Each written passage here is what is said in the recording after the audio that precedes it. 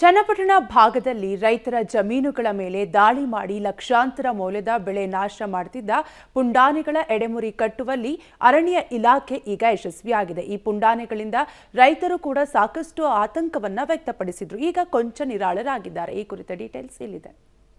Operation Channapatna tusker ಯಶಸ್ವಿ. ರೈತರಿಗೆ ಉಪಟಳ ಕೊಡ್ತಿದ್ದ 2 ಪುಂಡಾನೆಗಳ ಸೆರೆ. ಹೌದು, ಚನ್ನಪಟ್ಟಣ ತಾಲೂಕಿನ ಹಲವೆಡೆ ಕಾಡಾನೆಗಳ ಉಪಟಳ ಹೆಚ್ಚಾಗಿದ್ದು, ನಿತ್ಯ ರೈತರ ಜಮೀನುಗಳಿಗೆ ನುಗ್ಗಿ ಕಾಡಾನೆಗಳು ದಾಂಧಲೆ ನಡೆಸುತ್ತಿವೆ. ಕಾವೇರಿ ವನ್ಯಜೀವಿ ವಲಯ ಹಾಗೂ ತೆಂಗಿನಕಲ್ಲು ಅರಣ್ಯದಿಂದ ಚನ್ನಪಟ್ಟಣದ ಕಡೆಗೆ ಬರ್ತಿರೋ ಕಾಡಾನೆಗಳು ತೆಂಗು, ಭತ್ತ, ರಾಗಿ, ಜೋಳ ಹಾಗೂ ಮಾವು ಬೆಳೆಗಳನ್ನ ತಿಂದು ನಾಶ ಮಾಡ್ತಿದ್ದು, ಈ ಬಗ್ಗೆ ಅರಣ್ಯ ಇಲಾಖೆ ವಿರುದ್ಧ ರೈತರು ಆಕ್ರೋಶ ಹೊರಹಾಕಿದ್ರು. ಕಾಡಾನೆ ಹಾವಳಿ ತಡೆಯದ ಅರಣ್ಯ ಇಲಾಖೆ ವಿರುದ್ಧ ಪ್ರತಿಭಟನೆ ನಡೆಸಿದ್ದರು. ಬಳಿಕ ಎಚ್ಚೆತ್ತ ಅರಣ್ಯಾಧಿಕಾರಿಗಳು 2 ಪುಂಡಾನೆ ಸೆರೆಗೆ ಸರ್ಕಾರದಿಂದ ಅನುಮತಿ ಪಡೆದು ಕಾರ್ಯಾಚರಣೆ ಆರಂಭಿಸಿ ಕಾಡಾನೆ ಸೆರೆ ಹಿಡಿಯುವಲ್ಲಿ ಯಶಸ್ವಿಯಾಗಿದ್ದಾರೆ. ಹಿಂದೆ ನಮ್ಮ ಶಾಸಕರು ಯೋಗೇಶ್ವರ್ ಅವರು 14ನೇ ತಾರೀಕು ಒಂದು ಸಭೆ ಮಾಡಿ ಆಶ್ವಾಸನೆ ಕೊಟ್ಟು ಇದು ಮಾಡಿದ್ರು. ಅದರಂತೆ ನಮ್ಮ PCCF ಲೆವೆಲಿಂದ 2 ಆನೆಗಳನ್ನ ಕ್ಯಾಪ್ಚರ್ ಮಾಡೋಕ್ಕೆ ಆಗಿತ್ತು. ಇವತ್ತೊಂದು ಮಕನನ್ನ ಕ್ಯಾಪ್ಚರ್ ಮಾಡಿದ್ವಿ. ಯಾವ ರೀತಿ ಅದು ಮಾಡಿದ್ರು ಅಂತೇಳಿ ನಾವು 4 ಆನೆಗೆ ಕೊಟ್ಟಿದ್ದು 2 ಆನೆಗೆ ಯಶಸ್ವಿಯಾಗಿ ಕ್ಯಾಪ್ಚರ್ ಮಾಡಿದ್ವಿ. ಮುಂದೆ ನಮ್ಮ ಹಿರಿಯಾಧಿಕಾರಿಗಳು ಯಾವ ಒಂದು ಇದು ಕೊಡ್ತಾರೆ, ಸಜೆಷನ್ ಕೊಡ್ತಾರೆ, ಅದ್ರ ಮೇಲೆ ನಾವು ಕ್ಯಾಪ್ಚರ್ ಮಾಡ್ತೀವಿ. ಇಲ್ಲಿ ಸುಮಾರು 24ರಿಂದ 26 ಆನೆಗಳಿದಾವೆ. ಕ್ಯಾಂಪ್ಗೆ ಹೋಗ್ತವೆ ಎರಡನ್ನೂ. ಯಾಕಂದ್ರೆ ಲಾಸ್ಟ್ ಟೈಮ್ ಬಿಟ್ಟು ವಾಪಸ್ ಬಂದಿರೋದ್ರಿಂದ ಮತ್ತೆ ಅದೇ ತಪ್ಪನ್ನು ಮಾಡೋದು ಬೇಡ ಅಂತ ಡಿಸೈಡ್ ಮಾಡಿದ್ದಾರೆ. ಇದು ದುಬಾರೆ ಕ್ಯಾಂಪ್ಗೆ ಹೋಗುವಂತ ಚಾನ್ಸಸ್ ಇದೆ. ಇನ್ನು 2 ಪುಂಡಾನೆಗಳ ಸೆರೆಗೆ ಕಾರ್ಯಾಚರಣೆ ನಡೆಸಿದ್ದೇ ಬಲು ರೋಚಕವಾಗಿದೆ.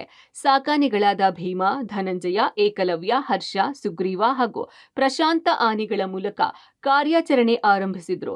ಚನ್ನಪಟ್ಟಣದ ಚಿಕ್ಕಮಣ್ಣುಗುಡ್ಡೆ ಬಳಿ ಕಳೆದ ಡಿಸೆಂಬರ್ 20ರಂದು ಕಾರ್ಯಾಚರಣೆ ಆರಂಭಿಸಿದ್ದ ಅರಣ್ಯಾಧಿಕಾರಿಗಳು ಮೊದಲ ದಿನವೇ ಒಂದು ಗಂಡಾನೆ ಹಿಡಿಯುವಲ್ಲಿ ಯಶಸ್ವಿಯಾಗಿದ್ದರು. ಆದರೆ ಈ ಮಕ್ನ ಆನೆ ಸೆರೆ ಸವಾಲಾಗಿತ್ತು. ಕೊನೆಗೆ ಅರವಳಿಕೆ ಮದ್ದು ಹೊಡೆದು 40 ವರ್ಷದ ಪುಂಡಾನೆ ಸೆರೆ ಹಿಡಿದು ದುಬಾರೆ ಆನೆ ಶಿಬಿರಕ್ಕೆ ರವಾನಿಸಿದ್ದಾರೆ. 19ನೇ ತಾರೀಕು ಕಾರ್ಯಾಚರಣೆ ಶುರು ಮಾಡಿದ್ವಿ. ನಾವು ಕಂಪ್ಲೀಟ್ ಟೀಮು ನಾಗರಹೊಳೆ ಮತ್ತು ದುಬಾರೆಯಿಂದ ಶಾರ್ಪ್ ಶೂಟರ್ ರಂಜನ್ ಮತ್ತು ಸ್ಪೆಷಲ್ ಕಬಡ್ಡೀಸ್ ಬಂದ್ವಿ. ಸೊ ಅದ್ರ ನೆಕ್ಸ್ಟ್ ಡೇ ನಮಗೆ ಒಂದು ಟಸ್ಕರ್ ಇದೆ ಚಿಕ್ಕಮಣ್ಣಗುಡ್ಡಲ್ಲೇ ಸಿಕ್ತು ಅದು. ಸೊ ಆ ಆನೆನ ನಾವು ಮತ್ತಿಗೋಡ್ ಕ್ಯಾಂಪ್ಗೆ ಶಿಫ್ಟ್ ಮಾಡಿದ್ವಿ. ಬೆಳಿಗ್ಗೆ ನಾವು 6 ಗಂಟೆಗೆ ಕಾರ್ಯಾಚರಣೆ ಶುರು ಮಾಡಿದಾಗ ಈ ಮಕ್ನ ಆನೆ ಜೊತೆ 2 ಸಣ್ಣ ಟಸ್ಕರ್ಗಳಿದ್ವು. ಸೊ ಇದು ನಮ್ಗೆ ಐಡೆಂಟಿಫೈ ಮಾಡಿರೋ ಎಲಿಫೆಂಟ್ ಕೂಡ ಇದೇ ಆಗಿತ್ತು. ಅದರಿಂದ ಈ ಆನೆನ ಕ್ಯಾಪ್ಚರ್ ಮಾಡಿದ್ವಿ. ಇದೊಂದು ಅಂದಾಜು 40ರಿಂದ 45 ವರ್ಷ ಆಗಿರ್ಬೋದು. ಸೊ ಹೆಲ್ತ್ ಸ್ಟೇಟಸ್ ಎಲ್ಲ ತುಂಬಾ ಚೆನ್ನಾಗಿದೆ, ಏನು ತೊಂದರೆ ಇಲ್ಲ. ನಮ್ಮ ಚನ್ನಪಟ್ಟಣ ವಲಯ ವ್ಯಾಪ್ತಿನಲ್ಲಿ 2 ಆನೆ ಹಿಡಿದು ಬಿಟ್ಟಿದ್ದಂತವೆ, ಕಾಲರ್ ಹಾಕಿ ಹಿಡಿದು ಬಿಟ್ಟಿದ್ದಂತವೆ ಬಂದು ಮತ್ತೆ ಬಹಳಷ್ಟು ಉಪಟಳ ನಡೀತಿದ್ದೋ. ಪ್ರತಿನಿತ್ಯ ನಮಗೆ ಹೈರಾಣ ಆಗಿತ್ತು. ಮಕರ ಕೂಡ ಅದೇ ಥರ ಹಿಡಿದು ಬಿಟ್ಟಿರುವಂತಾನೆ ಕಾಲರ್ ಬೆಳೆಸ್ಕೊಂಡಿದ್ದು. ಮತ್ತು ಇದು ಜಾಸ್ತಿ ಇಲ್ಲೇ ಸೇರಿಕೊಂಡು ಭಾಳ ಉಪಟಳ ನಡೀತಿತ್ತು. ತೆಂಗಿನಕಲ್ಲು ಅದು ಚಿಕ್ಕಮಣ್ಣಗುಡ್ಡೆಯಿಂದ ತೆಂಗಿನಕಲ್ಲು ಈ ಥರ ಓಡಾಡ್ತಿತ್ತು. ಅದನ್ನು ಈಗ ಐಡೆಂಟಿಫೈ ಮಾಡಿ ಸೆರೆ ಹಿಡಿದಿರೋದು ತುಂಬ ನಮಗೆ ಹೆಮ್ಮೆ ಅನ್ನಿಸ್ತಾ ಇದೆ. ಜೊತೆಗೆ ನಮಗೆ ಮುಂದೆ ಒಂದು ಸ್ವಲ್ಪ ಆನೆ ಸಮಸ್ಯೆ ಕಡಿಮೆ ಆಗ್ಬೋದು. ಇರುವಂಥ ಆನೆಗಳು ಲೀಡ್ ಮಾಡ್ತಿದ್ದಂಥ ಆನೆ ಹಿಡಿದಿರೋದ್ರಿಂದ ಬೇರೆ ಆನೆಗಳನ್ನ ನಾವು ಹಿಮ್ಮೆಡ್ಸೋಕ್ಕೆ ಸುಲಭ ಆಗ್ಬೋದು ಅಂತ ಅಂದ್ಕೊಂಡಿದ್ದೀನಿ.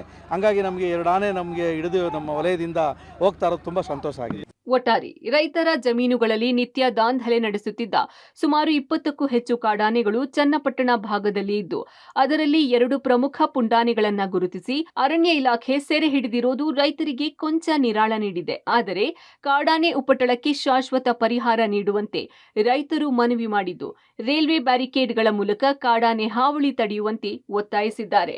Vinay, public TV, Ramanagara.